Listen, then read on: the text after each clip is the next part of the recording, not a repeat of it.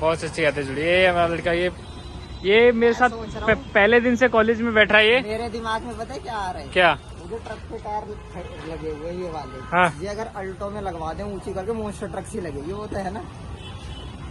विचार बहुत कहाँ से आया आपको ये मैं इमेजिन कर रहा था मोस्टर ट्रक बनाना हो तो नहीं लगेगी, इतनी सी बॉडी और 4 टायर। ऑल्टो आगे बढ़ पाएगी ये सब लगा के? इंजन पे काम करना पड़ेगा, नाइट्रोजन लगाना पड़ेगा उसमें V8 लगाना पड़ेगा।